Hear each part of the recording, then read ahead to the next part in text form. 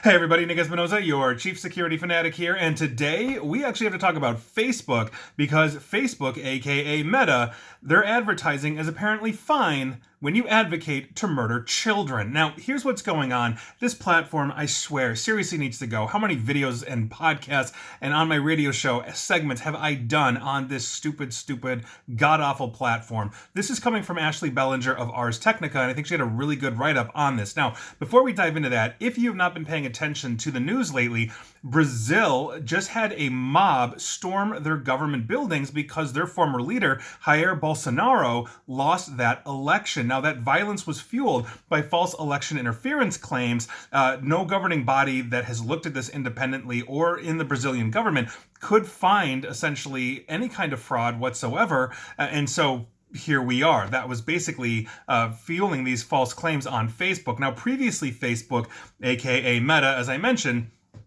said that it was dedicated to blocking content designed to incite more post-election violence in that country. But then yesterday, January 19th, the human rights group Global Witness published results of a test that shows that Facebook, aka Meta, is seemingly still accepting ads that do exactly that. Now, Global Witness submitted 16 ads to Facebook, with some calling on people to storm government buildings, others describing the election as stolen, and some even calling for the deaths of children whose parents voted for Brazil's new president, Luiz Inácio Lula da Silva. Now, Facebook approved 14 of these 16 ads. Global Witness basically said, their digital threats campaigner Rosie Sharp said, that basically proved that Facebook is not doing enough to enforce its ad policies, restricting violent content that obviously is inflaming Brazil before. We saw very similar content here in the United States around January 6th and leading up to that, and Facebook clearly did not do enough then either. Now, to ensure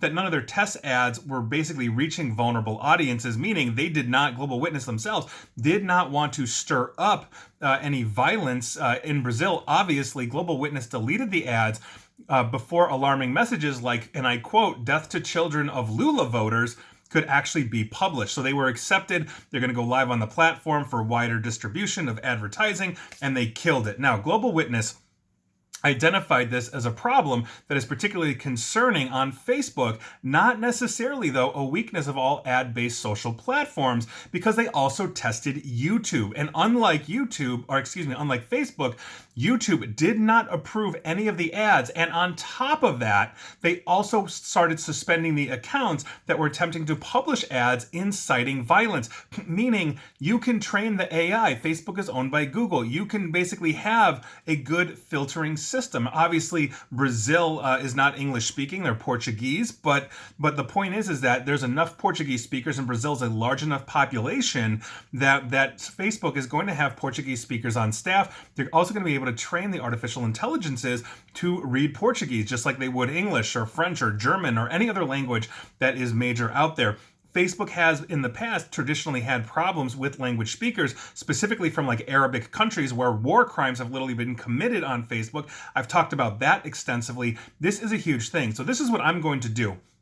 I'm going to actually, as I put this out there today, I'm going to spend $5 with Facebook to try to get this published, basically with some kind of title that says something about promoting murdering children. Now, obviously, I'm not sitting here promoting the murdering of children, but I'm probably going to say something like my title will be something like "Facebook ads are apparently fine with murdering kids," something along those lines, and we're going to see how far we get here in basically the land that is mostly English. So we'll see if their AI is any different here. But seriously, this needs to go. This was, again, a great write-up by Ashley Bellinger from Ars Technica. I paraphrased her quite a bit. I left out quite a bit of content that she had, including excellent quotes and more information, but that is the thrust of it. And this is absolutely ridiculous that we are living in a day and age, one, where we are seeing, once again, a rise in political violence, but two, the absolute just international megaphone of propaganda that social media platforms, specifically Facebook, for example, which is considered news sources in many countries, look at Myanmar, that are actually allowing these things to happen. This is utterly ridiculous. It needs to stop. These current iterations of social media, and I've written on this as well, just need to go. So that is your news of the day. Hopefully Brazil will get stabilized. Congratulations to their new leader. And, just in terms of Bolsonaro, he lost. you'll get another shot in an election sooner than later. That's how it's supposed to work. And please like, share, follow me here on Facebook and Twitter, where I'm not going to lie to you. I'm not going to incite violence, but others will. YouTube apparently will block it, so you can subscribe to me and get violent-free content. And as always, stay safe, stay online, and please attempt to stay private. And if you're Brazil, please just stay chill. Thanks, everybody.